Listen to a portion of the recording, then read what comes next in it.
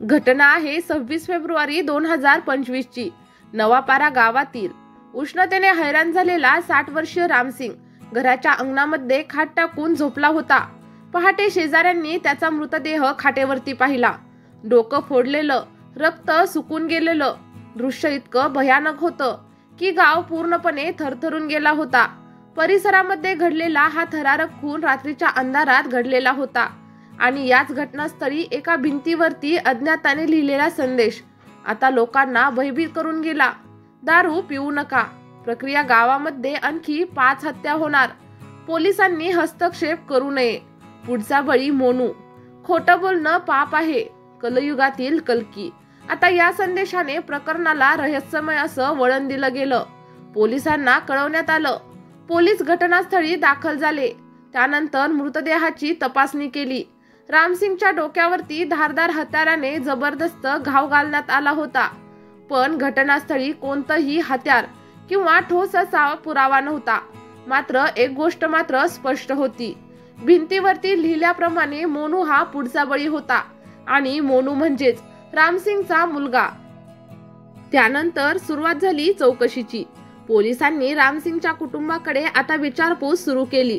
कुठलाही जमीन विवाद, आर्थिक देवघेव किंवा कोणतेही कौटुंबिक मतभेद, तपास आता पुढे सरकू लागला होता। पोलिसांनी संपूर्ण लक्ष केंद्रित केले रामसिंगचा तरुण मुलगा जगदीश याच्यावरती। गावामध्ये काम करून आईवडिलांना मदत करणारा, परंतु स्वभावाने चंचल असा तो होता। गावातीलच एका विधवा महिलेशी त्याचे अनैतिक संबंध होते। ती अतिशय देखणी आणि कष्टकरी होती। तिच्या शरीर सौंदर्याने भुललेला जगदीश तिच्या जवळ जात होता। तिनेही त्याच्या वागणुकीचा फायदा घेत आता त्याला गुंतवलेलं होतं। घरामध्ये भेटीगाठी, मदत आणि अखेर शरीर संबंध।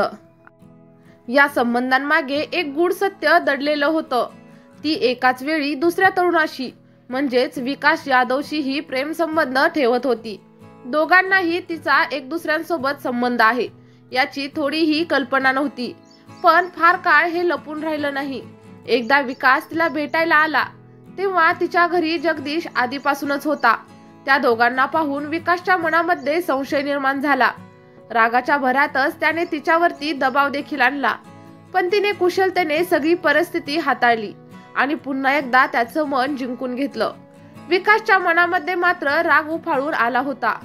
तो आता ठरवूनच टाकतो, जर जगदीश या जगात नसेल तर ती फक्त त्याचीच होईल। आणि आता इथूनच पुढे सुरू होते एका वेड्या सुडाची योजना। विकासने जगदीशचा आता पाठपुरावा करायला सुरू केलं, त्याच्या हालचालींवरती अभ्यास केला आणि अखेर एका रात्री धारदार हत्यार घेऊन तो निघाला। त्याचा उद्देश स्पष्ट होता, तो म्हणजे जगदीशची हत्या, पण नियतीला काही वेगळंच मंजूर होतं। त्या रात्री रामसिंग खाटेवरती झोपलेला असतो। अंधारामध्ये विकासला वाटतं की तो जगदीश आहे आणि रागाच्या भरातच तो घाव घालतो। निर्दोष रामसिंगचा जागीच मृत्यू होतो। आता त्या घावानंतर जेव्हा सत्य लक्षात येतं तेव्हा विकास मात्र पूर्णपणे हादरून जातो। आपली चूक लपवण्यासाठी त्याने वेगळाच प्लॅन तयार केला। भिंतीवरती लिहिलेला कलयुगातील कल्की या नावाने खोटा संदेश, एका गावामध्ये दहशत पसरवणं, हे सगळं काही तो एका वेब सिरीज मधून प्रेरित झालेला होता। सकाळी गावामध्ये खळबळ उडते। पोलीस अधिक तपास सुरू करतात। या संदेशामुळे चौकशी वेगळ्याच दिशेने जाऊ लागते, पण मृताच्या मुलाचं नाव मोनू पाहून पोलिसांनी तपास केंद्रित केला, तो म्हणजे जगदीशवरती। तपासाच्या दरम्यान पोलिसांना आता मिळतो महत्त्वाचा धागा। त्या विधवेचे एकाच वेळी 2 तरुणांशी संबंध होते, एक म्हणजे विकास यादव आणि दुसरा म्हणजे जगदीश उर्फ मोनू। त्यांच्यामध्ये झालेला वाद आता सगळ्यांच्या समोर आला। त्यानंतर 4 मार्च रोजी मशानभूमीमध्ये पोलिसांना एक धारदार शस्त्र आणि एक पत्र आढळते। पत्रामध्ये लिहिलेलं होतं, कलयुगातील कल्की, पाप करणाऱ्यांना शिक्षा। आता तपासाची दिशा स्पष्ट झाली होती। पोलिसांनी विकास यादवला अटक केली। चौकशीमध्ये त्याने आपली चूक देखील कबूल केली। अपघाताने घडलेला खून, सुडामधून जन्मलेली क्रूर कल्पना, या सगळ्याची आता त्याने कबुली देखील दिली होती। एक खून, 2 प्रियकर आणि एका स्त्रीच्या नात्यांच्या गुंतागुंतीमुळे घडलेली ही घटना होती कलयुगातील कल्की।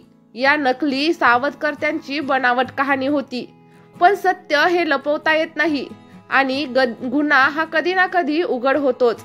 चला तर मग प्रेक्षकांनो, ही सत्य घटना कथेच्या स्वरूपामध्ये तुम्हाला कशी वाटली हे मला याच व्हिडिओच्या कमेंट बॉक्समध्ये सांगायला अजिबातच विसरू नका. त्यासोबतच आपल्या व्हिडिओला एक लाईक देखील नक्कीच करा. आणि तुम्ही जर आपल्या चॅनलवरती पहिल्यांदा व्हिजिट करत असाल तर आपल्या चॅनलला सबस्क्राईब केल्याशिवाय अजिबातच जाऊ नका.